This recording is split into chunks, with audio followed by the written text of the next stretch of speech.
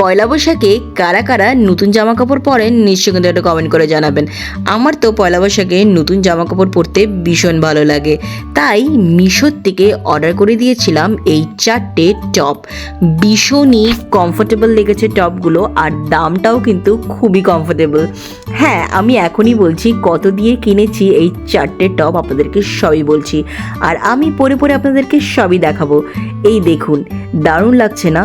সত্যি পরে আমার ভীষণ ভালো লেগেছে, ম্যাটেরিয়ালটা আমার খুব ভালো লেগেছে, খুবই সফট, আর সত্যি বলছি আমার তো ভীষণ ভালো লেগেছে। দামটা বলি, শুনলে কিন্তু আপনারা অবাক হয়ে যাবেন।